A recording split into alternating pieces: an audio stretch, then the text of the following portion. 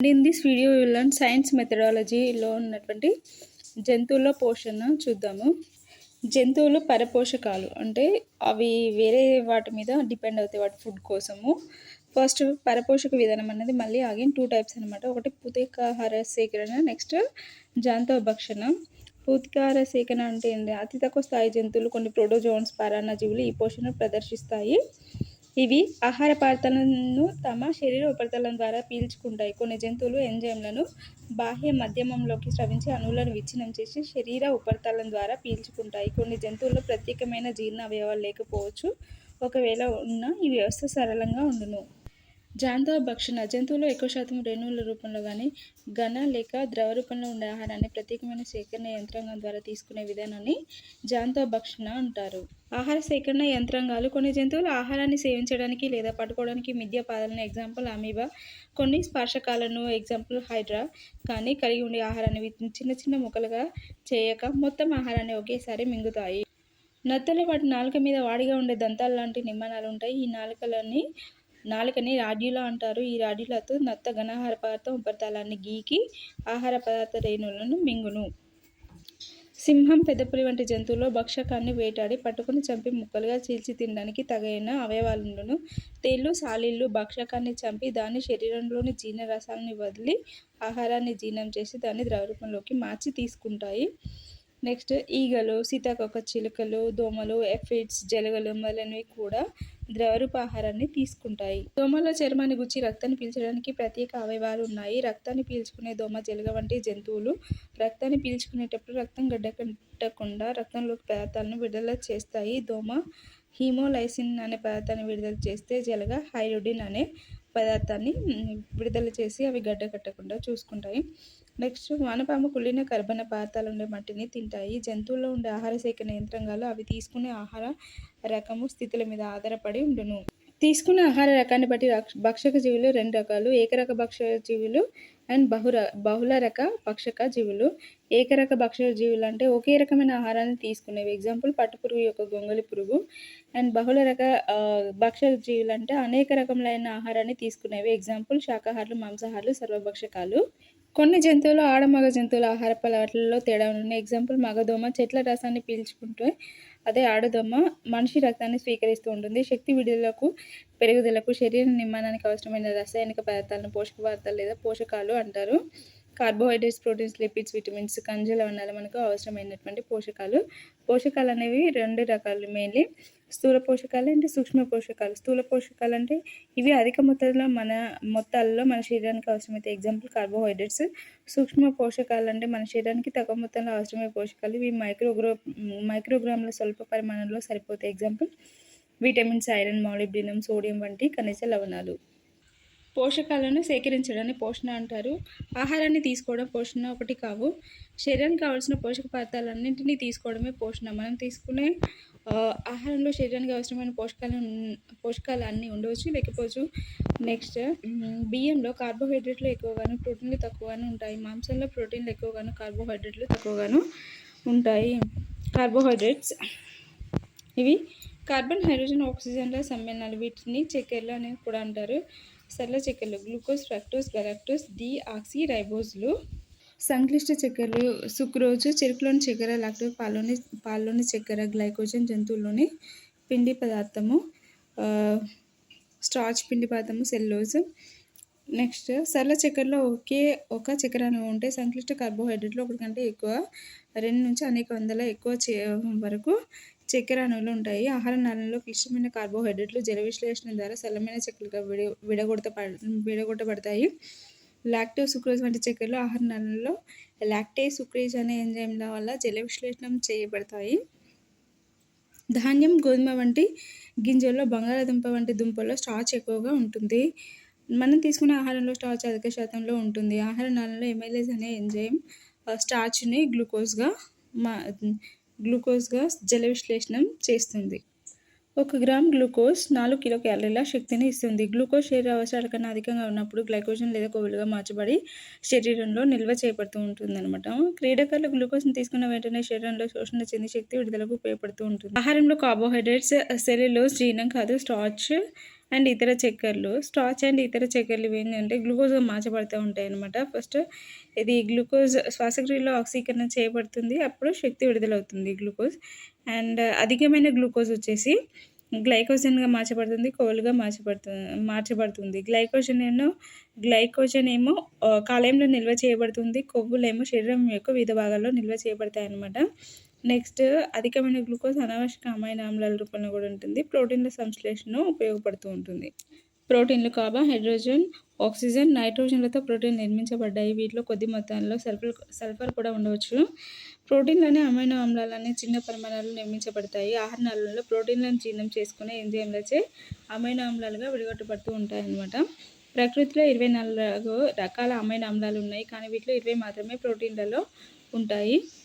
Amino acids మన అవసరాలను బట్టి 2 రకాలు: ఆవశ్యక అమైనో ఆమ్లాలు, అనావశ్యక అమైనో ఆమ్లాలు. ఆవశ్యక అమైనో ఆమ్లాలు అంటే మన శరీరం వీటిని సంశ్లేషణ చేయలేదు. మన ఆహారంలో తగిన మొత్తాల్లో ఇవి ఆవశ్యంగా అంటే కంపల్సరీ ఉండాలన్నమాట. తగినంత ఇవి లేకపోతే శరీరం పరిధిలో అభివృద్ధి సక్రమంగా జరగదు. నెక్స్ట్ అనావశ్యక అమైనో ఆమ్లాలు అంటే ఇవి శరీరంలో సంశ్లేషణ చేయబడతాయి. ఆవశ్యక అనావశ్యక అమైనో ఆమ్లాలు. ఆవశ్యక అమైనో ఆమ్లాలు isoleucine, leucine, lysine, methionine, phenylalanine, threonine, next tryptophan and valine, histidine. ఇవి 9 ఆవశ్యక అమైనో ఆమ్లాలు. అంటే కంపల్సరీ ఇవి మన బాడీ సంశ్లేషణ చేయలేదు కాబట్టి మన ఆహారంలో ఇవి కంపల్సరీ ఉండాలన్నమాట. నెక్స్ట్ అనావశ్యక అమైనో ఆమ్లాలు అంటే ఇవి మన బాడీలో ప్రిపేర్ అవుతాయి కాబట్టి అంత అవసరం లేదు. Alanine, arginine, aspartic acid, citrulline, cystine, glutamic acid and glutamine, glycine, hydroxyproline. Histidine చిన్నపిల్లలకు మాత్రమే ఆవశ్యక అమైనో ఆమ్లము. పెద్దవారు దీన్ని శరీరంలో సంశ్లేషణ చేసుకోగలరు. అందుచేత ఇది పెద్దవారికి ఆవశ్యక అమైనో ఆమ్లం కాదు. మాంసం, పాలు, గుడ్లలో ఆవశ్యక అమైనో ఆమ్లాలు అధికంగా ఉంటాయి కాబట్టి వీటిని జీవశాస్త్రీయంగా పరిపూర్ణ ప్రోటీన్లు అని అంటారన్నమాట. మొక్కల నుండి కాయగూరలు, ధాన్యాలు, పలు మొదలైనవి లభించే వాటిలో అమైనో ఆమ్లాలు తక్కువగా ఉంటాయి కాబట్టి వీటిని జీవశాస్త్రీయంగా అసంపూర్ణ ప్రోటీన్స్ అని అంటాము. పాలు, మాంసం, గుడ్లు, జున్ను, చేపల్లో ప్రోటీన్లు అధికంగా ఉంటాయి. చిక్కుడు కాయ జాతి కాయలు, పప్పు దినుసుల్లో కూడా ప్రోటీన్స్ లభిస్తాయి.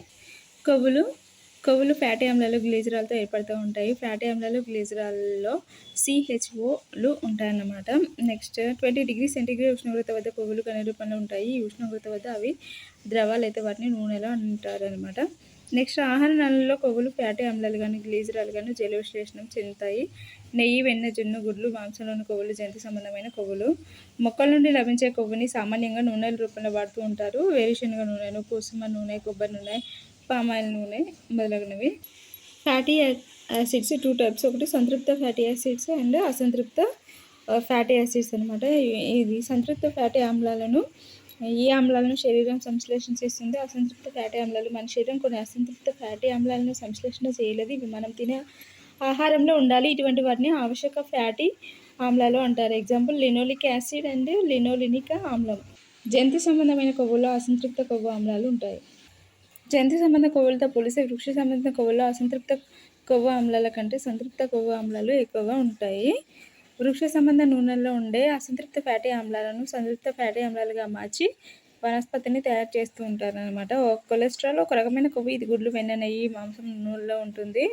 అధికమైన కొలెస్ట్రాల్, సంతృప్త ఫ్యాటీ ఆమ్లాలు దమనంలో చేరి రక్త ప్రవాహానికి ఆటంకం కలగజేస్తే దీనివల్ల గుండె జబ్బులు వచ్చే అవకాశం ఉంటుంది. శరీరంలో కొవ్వులు ముఖ్యంగా శక్తి జనకాలుగా ఉపయోగించబడతాయి. ఎక్కువగా చక్కెర తీసుకుంటే అవి కొవ్వులుగా మార్చబడి శరీరంలో నిల్వ చేయబడుతూ ఉంటాయి. 1 గ్రామ్ కొవ్వు 9.45 కిలో క్యాలరీల శక్తిని ఇస్తుంది. ఇది 1 గ్రామ్ కార్బోహైడ్రేట్లు ఇచ్చే శక్తికి 2 అనమాట. చర్మం కింద నిల్వ చేయబడిన కొవ్వు శరీరం నుండి ఉష్ణోగ్రత బయటకు పోకుండా కాపాడుతూ ఉంటుంది. ఈ అన్ని కణాల త్వచాలు ఏర్పడడానికి లిపిడ్లు, కొవ్వులు అవసరం. ఖనిజ లవణాలు అంటే ఇంగ్లీష్లో మినరల్స్ అంటాము. విటమిన్స్ ఏమో ADEK అవి వేరు. ఖనిజ లవణాలు అంటే మనకి మినరల్స్ ఇంగ్లీష్లో అంటామంట. మానవ శరీరంలో 50 కంటే ఎక్కువ ఖనిజ లవణాలు ఉన్నాయి. ఇవి పెరుగుదలకు, కణాల మరమ్మతు, ద్రవ్య విస్తరణ క్రమతకు, ఇతర ముఖ్య చర్యలకు అవసరం అనమాట. ఖనిజ లవణాలు 2 టైప్స్ ఉన్నాయి. ఒకటి మేజర్ మూలకాలు అంటే micro elements and micro elements అంటే ట్రేస్ మూలకాలు అంటాం అనమాట. మేజర్ మూలకాలు వచ్చేసి sodium, potassium, calcium, magnesium, chloride, ఫాస్ఫరస్లు. అండ్ ట్రేస్ మూలకాలు అంటే చాలా తక్కువ మొత్తంలో అవసరమైనవి బాడీకి: manganese, molybdenum, selenium, zinc, copper and ఫ్లోరిన్లు. మేజర్ మూలకాలు సోడియం, పొటాషియం, కాల్షియం, మెగ్నీషియం, క్లోరైడ్లు, ఫాస్ఫైడ్లు. ట్రేస్ మూలకాలు వచ్చేసి manganese, molybdenum, selenium, zinc, copper and fluorine. కణ బాహ్య ద్రవాల్లో సోడియం ముఖ్యమైన కేటయాన్ అనమాట. కణజీవ పదార్థాల్లో పొటాషియం ముఖ్యమైన కేటయాన్. క్లోరైడ్లు శరీరం ముఖ్యమైన ఎనయాన్. సోడియం అయాన్లు శరీరాన్ని ద్రవీకరిస్తున్న తుల స్థితిని క్రమపరుస్తూ ఉంటాయి. నెక్స్ట్ పొటాషియం అయాన్లు కణం లోపల ద్రవిస్తున్న తుల స్థితిని క్రమబద్ధీకరించుటకు నాడీ కణాల ప్రేరణలకు కూడా అవసరం. ఏంటిదంటే అది సోడియం. నెక్స్ట్ పొటాషియం ఏమో అయాన్ల కణం లోపల ద్రవిస్తున్న తుల స్థితిని క్రమపరచుటకు మరియు నాడీ కణాల ప్రేరణలకు అవసరం. ఈ రెండు కూడా సోడియం అండ్ పొటాషియం.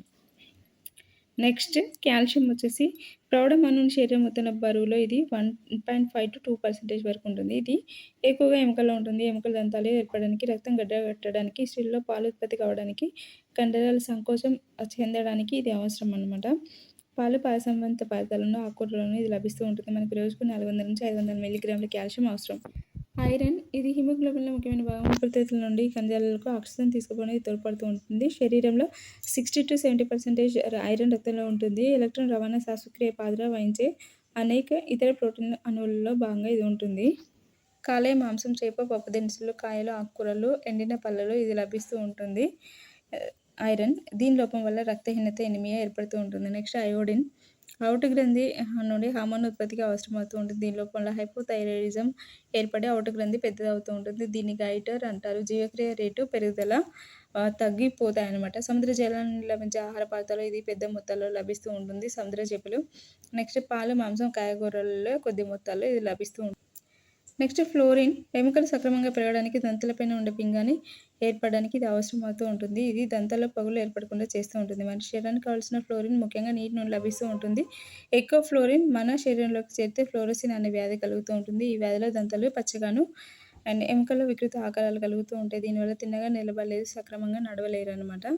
ఈ వ్యాధికి మందు లేదు. ఫ్లోరోసిస్ వ్యాధి రాకుండా ఉండడానికి తాగే నీటి నుండి ఫ్లోరిన్ని తీసివేయడం ఒకటే మార్గం.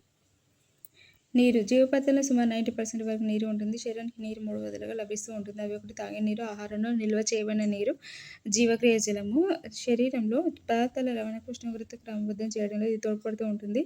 శరీరానికి అవసరమైన పోషక పదార్థాలన్నీ పరిమిత పరిమాణంలో ఉన్న ఆహారాన్ని సంతులిత ఆహారము అంటారు. దీనిలో కార్బోహైడ్రేట్లు, ప్రోటీన్లు, కొవ్వులు, విటమిన్లు, ఖనిజాలు అవసరమైన పరిమాణంలో ఉండాలి. నెక్స్ట్ తగినంత మొత్తాలలో పోషకాల మొత్తాల్లో ఒకటి లేదా అంతకంటే ఎక్కువ పోషక పదార్థాలు లోపించిన ఆహారాన్ని తీసుకోవడాన్ని పోషకాహార లోపం అంటారు.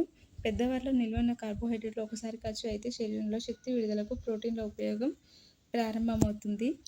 పిల్లల పోషకాహార లోపము ఒకటి క్యాలరీల పోషకాహార లోపము, కార్బోహైడ్రేట్స్, కొవ్వు లోపించిన ఆహారం తీసుకోవడం వల్ల వచ్చేది. ప్రోటీన్ పోషకాహార లోపం అంటే ప్రోటీన్ లోపం వల్ల వచ్చేది. ప్రోటీన్ క్యాలరీ పోషకాహార లోపం అంటే ప్రోటీన్లు, కార్బోహైడ్రేట్లు, కొవ్వులు లోపం వల్ల వచ్చేది. మెరాస్మస్ ఈ వ్యాధి ప్రోటీన్లు, క్యాలరీలు రెండింటి లోపం వల్ల కలుగుతూ ఉంటుంది. పిల్లలు వయసులో ఉండవలసిన బరువులో 60% మాత్రమే ఉంటారు. కాళ్ళు, చేతులు పుల్లలుగా ఉండి పక్కటెముకలు ప్రస్ఫుటంగా కనిపిస్తూ ఉంటాయి. చర్మం పొడిగా వేలాడుతూ మృతలతో ఉంటుంది. ఉదరం ఉబ్బినట్లుగా కనిపిస్తూ ఉంటుంది. మెరాస్మస్. స్థూలకాయత్వం అవసరమైన దానికంటే అతిగా ఆహారం తీసుకోవడం వల్ల ఎక్కువ శక్తినిచ్చే ఆహార పదార్థాలు తీసుకునే వారిలో ఇది కలుగుతూ ఉంటుంది. శరీరం మొత్తం బరువులో 20% కంటే ఎక్కువ బరువు కొవ్వు వలన అయితే అటువంటి వారిని స్థూలకాయలు అంటారు. అతిగా తినడం వల్ల అదనపు శక్తి కొవ్వుగా మార్చబడుతుంది. ఈ చర్మం కింద ఉండే ఎడిపోస్ కణజాలను నిల్వ చేయబడుతుంది. స్థూలకాయం జన్యు లోపాల వల్ల కలుగుతుందని ఇది వారసత్వంగా సంక్రమించవచ్చు.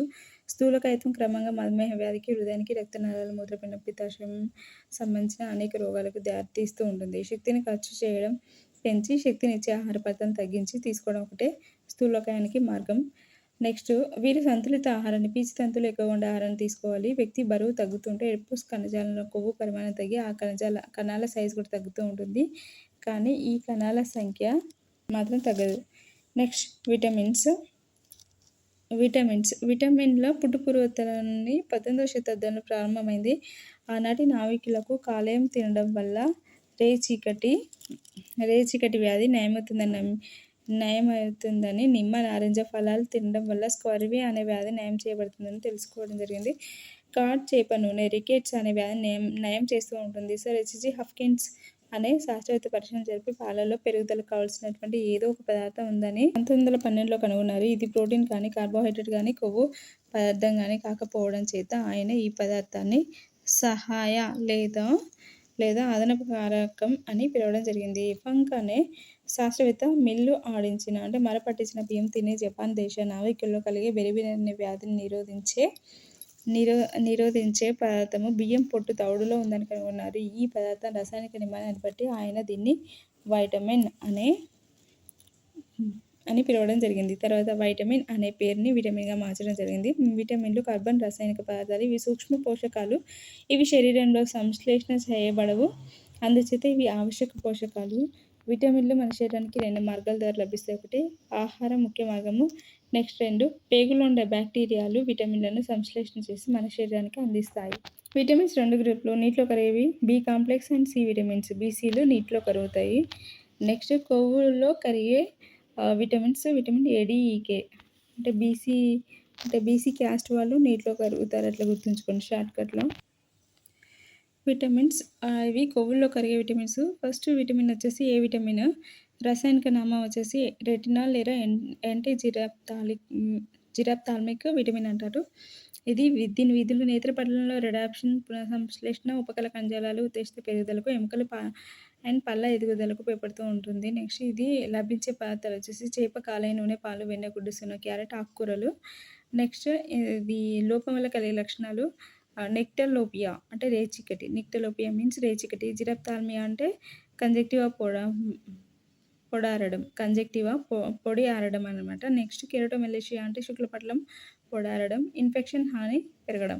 ఇతర లక్షణాలు కెరటోన్ నుంచి ఇది ఉత్పత్తి అవుతుంది. Vitamin D calciferol anti rachitic vitamin లేదా సన్షైన్ విటమిన్ అని కూడా అంటారు. ఎముకలు, దంతాలు ఆరోగ్యంగా ఉండడానికి, పేగుల్లో కాల్షియం, ఫాస్ఫరస్ శోషణకు ఉపయోగపడుతూ ఉంటుంది. ఇది డి విటమిన్ లభించేది వచ్చేసి చేప, కాలేయపు నూనె, పాలు, వెన్న, గుడ్డు, సొన, చర్మం, సూర్యరశ్మిలోని అతి నీలలేత కిరణాలకు బహిర్గతమైనప్పుడు విటమిన్ డి సంశ్లేషణ. నెక్స్ట్ దీని లోపం వల్ల పిల్లల్లో రికెట్స్, పెద్దలో ఆస్టియోమలేసియా, ఎముకల్లో డీకాల్సిఫికేషన్ జరిగి మృదువుగా పిలుసుగా మారడం. నెక్స్ట్ విటమిన్ డి అధికంగా గ్రహిస్తే వికారం, తలనొప్పి, విరేచనాలు, మృదు కణజాలం ఆస్థికరణం చెందడం, మూత్రపిండాలు దెబ్బతినడం జరుగుతుంది. ఈ విటమిన్ టోకోఫెరాల్ లేదా యాంటీస్టెరాయిడ్ విటమిన్ యాంటీ ఆక్సిడెంట్గా కండరాల ఆరోగ్యానికి, బీజకోశాల క్రియాశీలతకు, కణత్వచాల డిఎన్ఏల ఆక్సిడేషన్ నిరోధిస్తూ ఉంటుంది. నెక్స్ట్ యాంటీ ఆక్సిడెంట్గా కండరాల ఆరోగ్యానికి, బీజకోశాల క్రియాశీలతకు, కణత్వచాల డిఎన్ఏల ఆక్సిడేషన్ నిరోధిస్తుంది విటమిన్ ఏ. నెక్స్ట్ ఇది గోధుమ మొలకల నూనెలో ఈ విటమిన్ ఉంటుంది. నట్స్ అండ్ మొక్కజొన్నలో కూడా ఈ విటమిన్ అనేది ఉంటుంది. నెక్స్ట్ దీని లోపం వల్ల పురుషుల్లో వెంధత్వం, స్త్రీలలో గర్భస్రావము, కండర క్షీణత, ఆర్బీసీ విచ్ఛిన్నం. అధికం వల్ల రక్తపోటు, కండరాల కొవ్వు కణజాలంలో నిల్వ ఉంటుంది. విటమిన్ కే దీని యొక్క రసాయనిక నామం వచ్చేసి నాప్తాక్వినోన్ యాంటీ హిమరాజిక్ విటమిన్. ఇది లభించేది వచ్చేసి విధులు రక్తస్కంద కారకము, ప్రోత్రాంబిన్ ఏర్పడడం, రక్తస్కందక ప్రక్రియకు. నెక్స్ట్ ఇది లభించేది వచ్చేసి ఆకుకూరలు, టమాటా, జున్ను, గుడ్లు, కాలేయం పేగులోని సహజీవన బ్యాక్టీరియాలు. ఆకుకూరలు, టమాటా, జున్ను, గుడ్లు, కాలేయం పేగులోని సహజీవన బ్యాక్టీరియాలు. నెక్స్ట్ లోపం వల్ల కలిగే లక్షణాలు చిన్న గాయాల వల్ల కూడా అధిక రక్తస్రావం, రక్తస్కందన ప్రక్రియ ఆలస్యం అవడము. ఈ విటమిన్ కాలేయంలో ఉండి రక్తస్కందానికి ఉపయోగపడే కారకాల ఉత్పత్తికి తోడ్పడుతూ ఉంటుంది. నెక్స్ట్ నీటిలో కరిగే విటమిన్స్ బి కాంప్లెక్స్. దాంట్లో first one B1 vitamin B1 thiamine ఏంటి బెరిబెరి అంటాం. సో దీని యొక్క విధులు వచ్చేసి నాడీ వ్యవస్థ ఆరోగ్యానికి, పిండి పదార్థాల అమైనో ఆమ్లాల జీవక్రియల పెరుగుదలకి ఈ విటమిన్ B1 అనేది యూజ్ అవుతూ ఉంటుంది. నెక్స్ట్ ఇది ఎక్కడి నుంచి లభిస్తూ ఉంటుంది అంటే కాలేయం, పాలు, పప్పు ధాన్యాలు, కాయధాన్యాలు, నట్స్, ఆకుకూరలు, బఠానీలు. కాలేయం, పాలు, పప్పు ధాన్యాలు, కాయధాన్యాలు, నట్స్, ఆకుకూరలు, బఠానీలు. నెక్స్ట్ లోపం వల్ల కలిగేటువంటి లక్షణాలు బెరిబెరి, కండరాల పక్షవాతము, పాలిన్యూరైటిస్, గుండె పెద్దదవడం. నెక్స్ట్ సహాయ ఎంజైమ్గా పనిచేస్తూ ఉంటుంది. విటమిన్ B2 దీని యొక్క రసాయనిక నామం రైబోఫ్లావిన్ అంటాము. ఇది ఇంటర్మీడియట్ జీర్ణక్రియలో పాల్గొనే FMN/FADలో ఉంటుంది.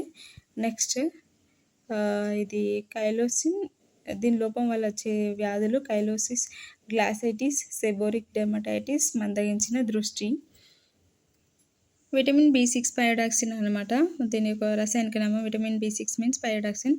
విధులు మాంసకృతుల జీవక్రియ చర్యలో సహాయ ఎంజైమ్గా హిమోగ్లోబిన్ సంశ్లేషణ, ప్రతిదేహాల ఉత్పత్తి, కేంద్రక ఆమ్లాల ఉత్పత్తి. నెక్స్ట్ పేగులోని సహజీవన బ్యాక్టీరియా ఈ విటమిన్ ఉత్పత్తి చేస్తూ ఉంటుంది. నెక్స్ట్ దీనివల్ల చిన్నబిడ్డల వ్యాధి, రక్తహీనత, వాంతులు, సెపోరియా దద్దులు అనేవి వస్తాయి. చిన్నబిడ్డల వ్యాధి, రక్తహీనత, వాంతులు, సెపోరియా దద్దులు అధికంగా తీసుకుంటే తిమ్మిర్లు వస్తాయి. Vitamin B12 cyanocobalamin vitamin B12 cyanocobalamin. RBC పరిణతిలో, DNA ఉత్పత్తిలో మిథియోనైన్ అమైనో ఆమ్లం ఈ విటమిన్ సహఎంజైమ్ మైలిన్ తొడుగు ఉత్పత్తి యూజ్ అవుతూ ఉంటుంది. నెక్స్ట్ దీనివల్ల లోపం వల్ల ప్రాణాంతక రక్తహీనత, పెర్నీషియస్ అనీమియా, కశేరుదండం నందు నాడీ వ్యవస్థ క్షీణత. నెక్స్ట్ పేగుల్లో విటమిన్ B12 శోషణకు కాల్షియం ఇంట్రిన్సిక్ కారకం అవసరం. పేగుల్లో విటమిన్ B12 శోషణకు కాల్షియం ఇంట్రిన్సిక్ కారకం అవసరం. విటమిన్ B3 నియాసిన్ లేదా నికోటిక్ ఆమ్లము లేదా యాంటీపెర్లాగ్రా విటమిన్గా పనిచేస్తూ ఉంటుంది. ఏటీపీ ఉత్పత్తిలో పాల్గొనే ఎలక్ట్రాన్ రవాణా వ్యవస్థలో NAD/NADP ఎంజైమ్లకు సహాయంగా పనిచేస్తూ ఉంటుంది. పెర్లాగ్రా అంటే నీల విరోచనాలు, చర్మ వ్యాధి, డిమెన్షియా. నెక్స్ట్ అధికంగా తీసుకుంటే రక్తంలో చక్కెర శాతం అధికమవుతూ ఉంటుంది. రక్తనాళాలు విస్పారమవుతుంది. గౌట్ అనే వ్యాధి కలుగుతుంది. Folic acid.